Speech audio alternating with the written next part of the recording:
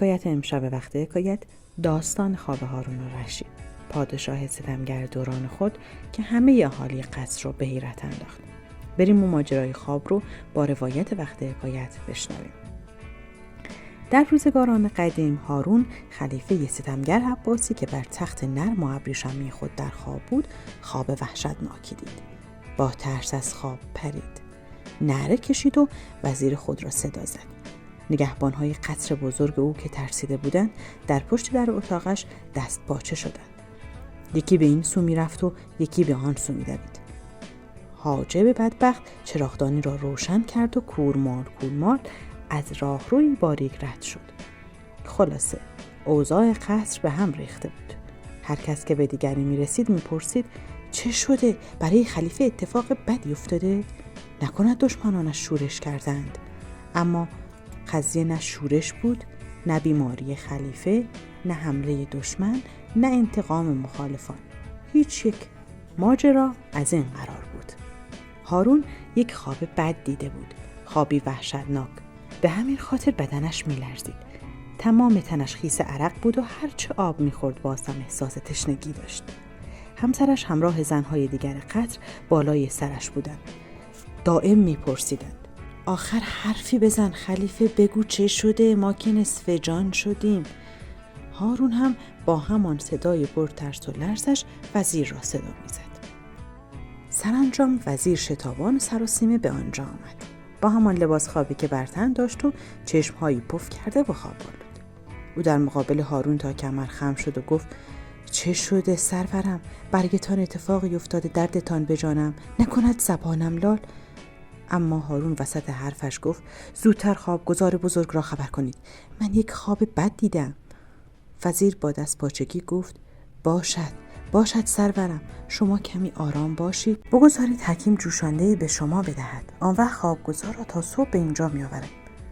هارون بر سر او فریاد زد انگار حرف مرا متوجه نمی شوی مردی که من می گویم الان بیاورید، تا صبح ممکن است من بمیرم.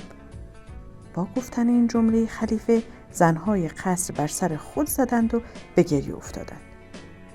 اما وزیر فوری به حرف آمد پایم بشکند سرورم اگر به همین زودی خوابگزار را نزد شما نیاورم. او با عجله از اتاق خارج شد. هارون اشاره کرد که همه زنها به اتاقهایشان بروند. حکیم یک پیاله جوشانده به او داد تا بخورد و آرام شود. هارون لباسهای رسمیش را بر تن کرد و منتظر ماند. حاجب هم یکی یکی چراغدانهای اتاق خلیفه را روشن کرد. بعد رفت تا پرده بزرگ پنجره اتاق را کنار بگذارد.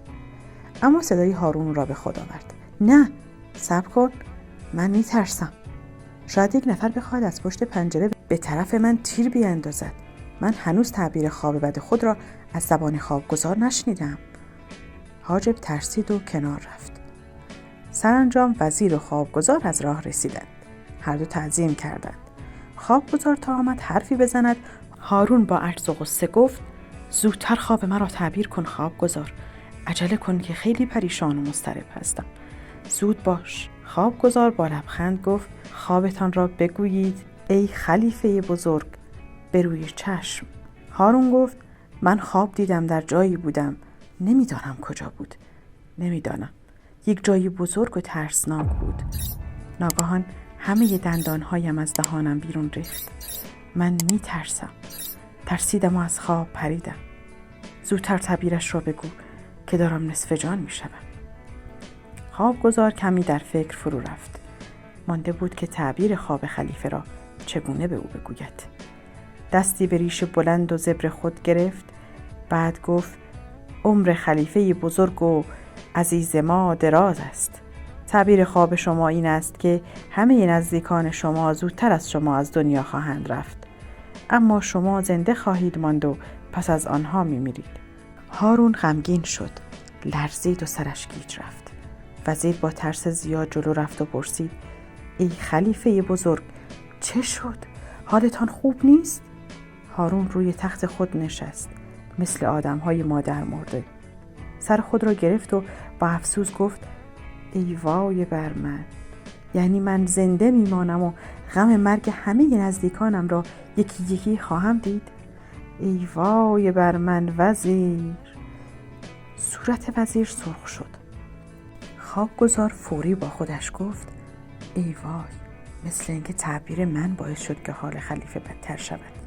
خدایا به دادم برس.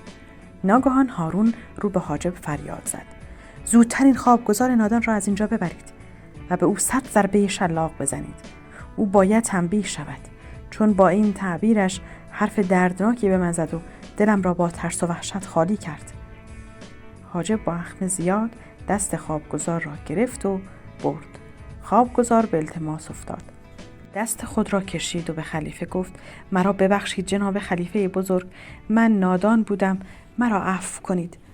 هارون با ناراحتی جواب داد وقتی که همه نزدیکان من بمیرند دیگر زندگی برای من چه لذتی دارد مردک نفهم.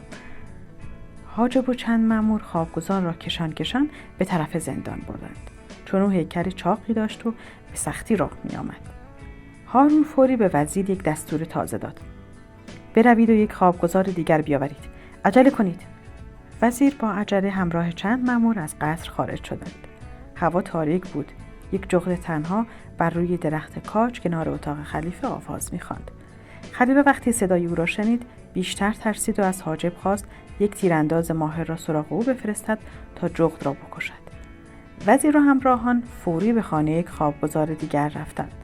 خوابگزار دوم از ماجرای خواب و تعبیر خوابگزار اول خبردار شد. پس خودش را آماده کرد تا خواب خلیفه را به گوش خود بشنود. او به خلیفه که رسید تعظیم کرد. بعد دست خلیفه را بوسید و گوش به فرمان ایستاد. خلیفه هم بی‌حوصله و کوتاه خواب خود را برای او بازگو کرد. خوابگزار بدون آنکه فکر کند و خلیفه را در انتظار بگذارد لبخند زد و گفت ای خلیفه بزرگ و بی‌نظیر، تعبیر خواب شما این است: عمر شما طولانی تر از عمر همه عزیزانتان خواهد بود. همه عزیزان شما زیر سایه شما زندگی خواهند کرد. بهتر از صدقه بدهید و گوسفند قربانی کنید. ناگهان چهره هارون پر از آرامش شد. از کوزه نقره‌ای در کاسه طلایی آب ریخت، بعد آب آن را به آرامی سر کشید، کمی نفس کشید و به وزیر گفت به این خوابگزار دانا 100 سکه طلا بدهید. وزیر و حاجب تعجب کردند.